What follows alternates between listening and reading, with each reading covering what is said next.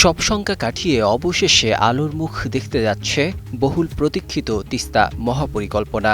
বিগত হাসিনা সরকার তিস্তা নিয়ে রাজনৈতিক প্রতিশ্রুতি দিলেও বাস্তবায়নে ব্যর্থ হয়েছে বারবার। তবে অন্তর্বর্তী সরকারের উদ্যোগে নতুন করে আশার আলো দেখছে নদী পাড়ের মানুষ। এবার সব শঙ্কা কাটিয়ে ভারতের আধিপত্য ছাড়িয়ে চীনকে দিয়েই তিস্তা মহাপরিকল্পনার কাজ শুরু করতে যাচ্ছে বাংলাদেশ। এমন খবর প্রচারের পর ভারতীয় গণমাধ্যম হিন্দুস্তান টাইমস ও অন্যান্য ভারতীয় মিডিয়াগুলোর শুরু হয় কান্নার রোল।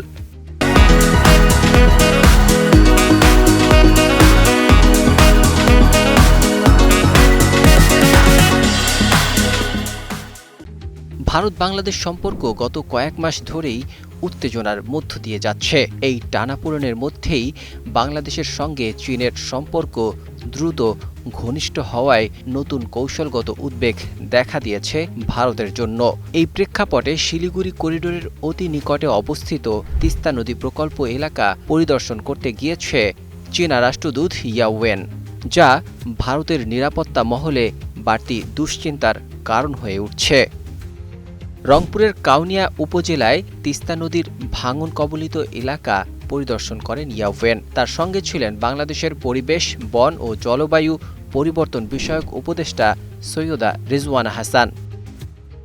অন্তর্বর্তী সরকার জানিয়েছে, এই সফর তিস্তা নদী কম্প্রিহেন্সিভ ম্যানেজমেন্ট অ্যান্ড রিস্টোরেশন প্রজেক্টের আওতায় চলমান ইঞ্জিনিয়ারিং সমীক্ষার অংশ। এ সময় চীনা রাষ্ট্রদূত ইয়াওয়েন বলেছেন, তিস্তা মহাপরিকল্পনা বাস্তবায়নে চীনা সরকার কোনো রকমের চাপ অনুভব করছে না। এটি বাংলাদেশের প্রকল্প। বাংলাদেশই এই প্রকল্পের নানা বিষয় নির্ধারণ করেছে। চীন সরকার সেই কাজটিকে এগিয়ে নিয়ে যাচ্ছে। রাষ্ট্রদূত আরও বলেন, বৈজ্ঞানিক প্রক্রিয়ায় তিস্তা মহাপরিকল্পনা বাস্তবায়ন হবে। এটি অনেক বড় একটি প্রকল্প। আমরা কাজের প্রতিটি ধাপে বৈজ্ঞানিকভাবে বিশ্লেষণ করছি। আমরা দেখতে চাই এই প্রকল্পটি বাস্তবায়নে কত সময় লাগবে এবং নদী তীরবর্তী মানুষ কিভাবে লাভবান হবে।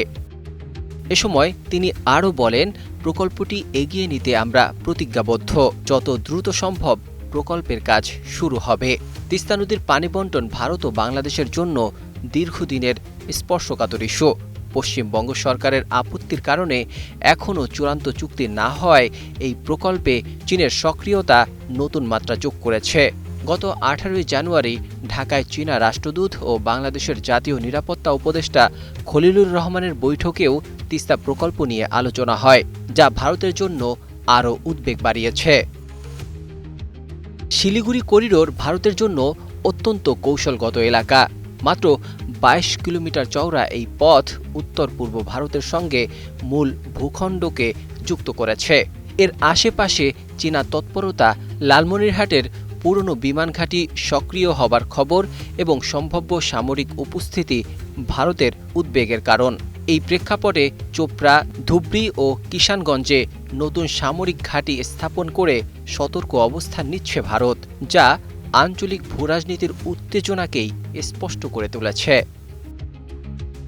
নাজমুল হক রাইয়ান, 21 টেলিভিশন।